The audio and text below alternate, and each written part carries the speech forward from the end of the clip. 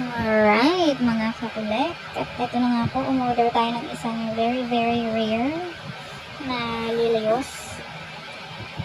So, huwag niyong pansinin yung box. Ang in-order nating Lilios ay hindi from Popmart. So, isang sa mga unang editions ng Lilios.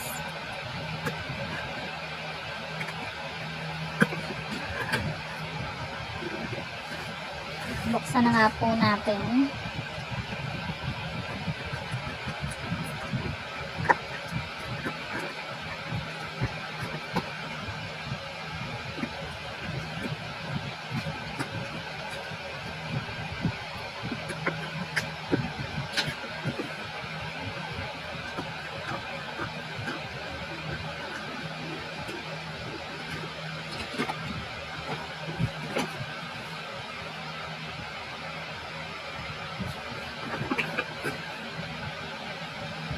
Ayan na. At huwag niyo pong pansinin sila Bobo. Ginamit lang po ni seller yung box ng nila Bobo para ma-secure yung Lilios natin.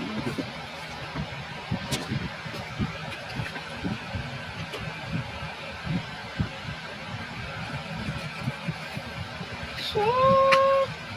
Ito na po talaga. Ang pinapangarap natin na rare item ng Lilios. Paano ko siya nasabing rare? Kasi 200 lang po yung in-out ng manufacturer. Wow! 5 piraso lang.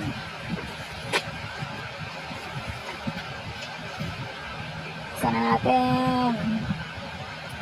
Sana natin yan.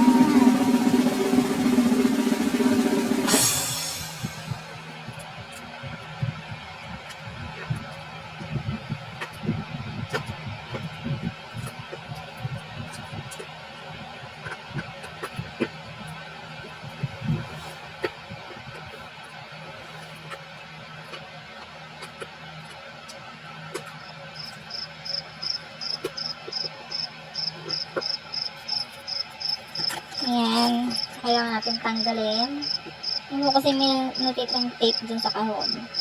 So, kung malinis tingnan. A few minutes later. Ayan. So, silent trick po yung manufacturer. And si M-Spring naman po yung artist.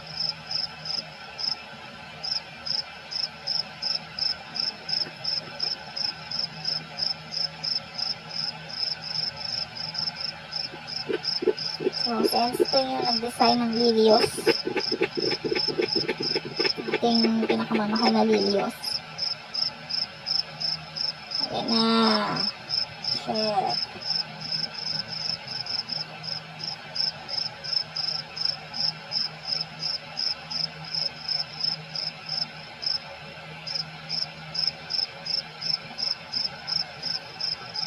M-Spring. M-Spring. Silent trick. Silent trick. Basahan na natin. Wala lang. Suko lang.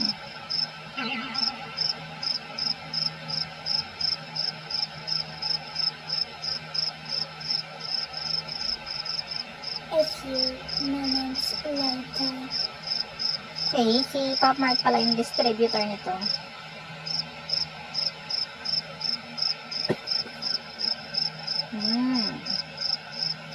Yan, so makikita natin ang ating speaker na may rainbow effect pa.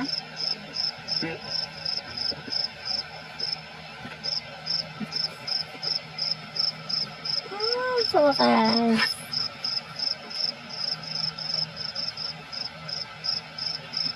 Sana natin yan.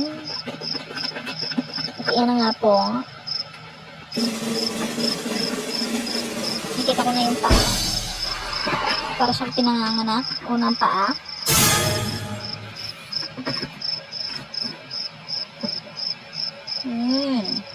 Nag-include si seller ng libreng something. Mamaya natin titingnan. At ito yung ID ni Lilios. So, lahat ng figure, Popmart o Silent Tree, kung ano pa yan, lahat ng blind boxes, merong mga ganyang card. Wow! So, importante yan. Tinatago yan ng mga collectors. So, Kung bibilhin nyo yung Lilios para ipanglaruan lang, huwag itapon yung card. So, yan. Fly, fly, fly daw yung slogan ng card na to. Ng Lilios na to. So, konting trivia lang. Itong edition na to, limited edition na Lilios na to, comes in different colors. Kung may nakita akong sa ibang post na merong pink nito at merong puti, pero pinili natin yung orange o dilaw, whatever, kung anong kulay niya. Kasi mas maganda siya para sa akin, mas magandang combination ng kulay niya. Napaka-lively ng colors, hindi ko bet yung pinky, saka yung puti. Oy, may pa ballpen sa seller. Mamaya i-check natin kung tumitinta ba lahat yan. At syempre, yung walang katapusan nating silika para sa mga Pop Mart items, para hindi mag-molds. Parang ayaw ko nang buksan to. Ayaw ko nang alisin sa kahon eh. Napaka-precious niya para sa akin. Huwag nyo na itanong ko magkano yan. Ang kadugo ng ilong.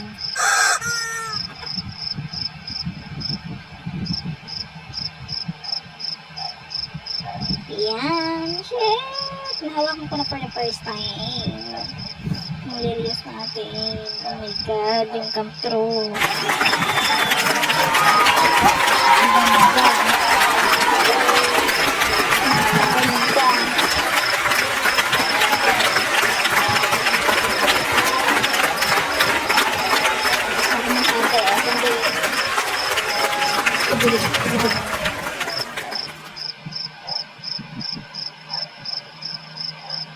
Okay, check natin lahat ng angulo. Kung mayroong mga paint chips or damage, kumbaga. So, sa mahal nito, dapat wala. Dahil nakakaiyak kung nagkataong meron. Ayos naman. Laki ng ulo. Bubble head ba to? Palaki. Check pa natin kung tatayo siya mamaya. Napakabigat niya. Kung kukulik kayo nung regular na Pop Mart, talagang mapapansin mo yung kaibahan niya, napakalayo. So ayan, nakalagay sa paa ni Lilios yung name ng designer, si M. Spring, at saka yung manufacturer, si Silent Trick. So yan, nakalagay din dyan yung bilang ng yung pieces na pinroduce. So yung series na to, yung napaka-rare na series na to, 200 piraso lang yung ginawa nila. So hindi ko na sasabihin sa inyo kung anong number nung nasa akin. O sana kaya yung 199. Sana kaya ang lupalop na karating ang 199 pieces ng Lilios na to. So, yung isa, nandito sa Pilipinas. Meron pa akong isang kagrupo na meron din siyang ganitong Lilios. Hindi ko din alam ko anong number. Kaya din niya sabihin. So, dalawa na sa Pilipinas ang meron ito.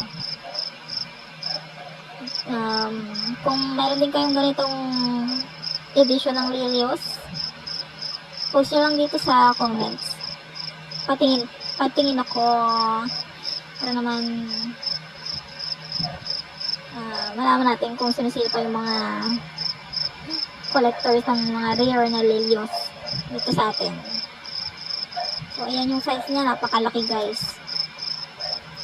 Mas malaki pa siya sa phone ko. Yung phone ko Oppo A12. So, kung makikita nyo, mas mataas pa siya doon. Kung regular na Lilios, napakaliit. So,